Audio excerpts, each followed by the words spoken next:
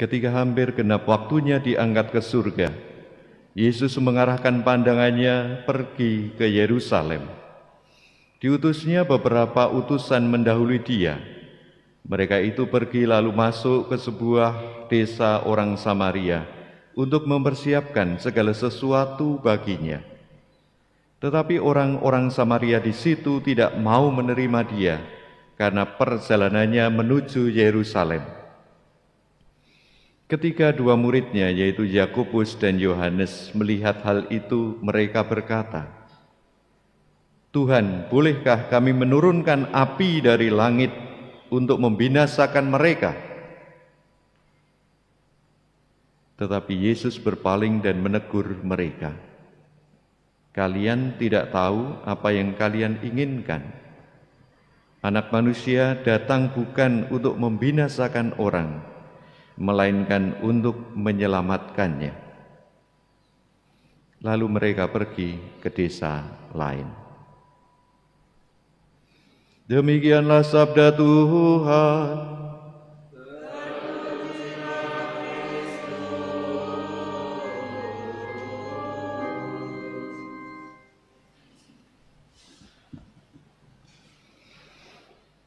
Saudara-saudari yang terkasih, pernahkah kita merasa jengkel? Atau pagi ini jangan-jangan ada kejengkelan dan dari hati kita, kemarahan, tidak terima bila orang lain diperlakukan, didiskriminasi, ditolak.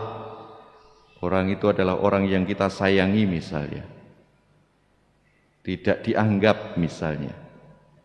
Saudara-saudari yang terkasih, para murid Yesus, Yakobus dan Yohanes dalam Injil hari ini pernah mengalami marah. Dan dalam bahasa Jawa biasanya sambro bledek gitu. Ada ungkapan seperti itu. Tuhan, bolehkah kami menurunkan api dari langit untuk membinasakan mereka?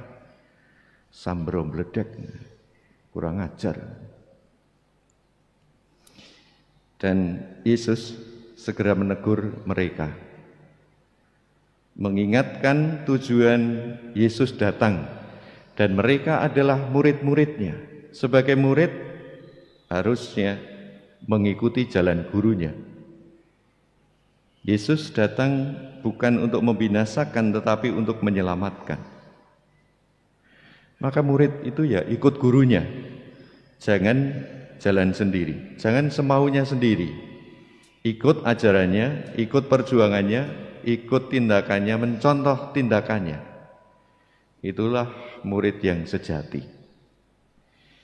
Saudara-saudari yang terkasih, peristiwa ini mengingatkan saya, ada kalanya bahwa saya marah, tidak suka. Bisa juga merencanakan hal-hal yang buruk di dalam kehidupan bagi orang lain yang tidak disukai. Jika kondisi seperti itu terjadi, maka kita diingatkan. Paling tidak dalam bacaan sabda Tuhan Injil hari ini, saya diingatkan pada dua hal. Yang pertama, ingat akan tugas perutusanmu di dunia ini. Ingat akan mimpi Allah bagimu sehingga Allah melahirkan kamu di dunia ini. Sebenarnya apa mimpi Allah, mimpi Tuhan bagi kita masing-masing? Jangan ikuti hawa nafsu, rasa perasaan melulu, suka tidak suka. Jangan ikuti mutan, suka tidak suka pada orang saja. Tetapi ingatlah akan tujuan kehidupan kita. Kita diciptakan oleh Tuhan di dunia ini untuk suatu tugas perutusan mulia. Ingatlah itu dan kendalikan perasaan-perasaan suka tidak suka pada orang itu dengan tujuan kita diciptakan oleh Allah. Yesus mengatakan, Anak manusia datang bukan untuk membinasakan orang, melainkan untuk menyelamatkan. Itulah tujuan misi Yesus Kristus. Dan siapapun yang mengikuti dia harus mengikuti misi Yesus ini. Yang kedua, rasa-perasaan tidak nyaman atau dalam bahasa psikologi tidak oke, bawalah itu pada Tuhan.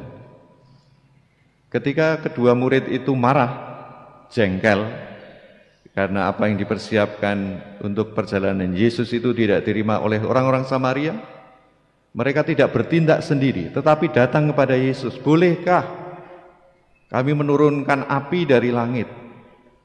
Konsultasi dengan sang guru. Kalau rasa perasaan tidak senang, tidak suka, tidak oke, konsultasikan pada Tuhan. Bawalah itu pada Tuhan. Tuhan yang kita imani sebagai Tuhan yang membawa keselamatan bukan kebinasaan. Dan pasti Tuhan akan memberikan sinyal-sinyal yang baik bagi kita, petunjuk yang baik yang perlu kita lakukan. Maka mari kita datang kepadanya dan bersyukur serta memohon penerangan akal budi untuk kehidupan kita.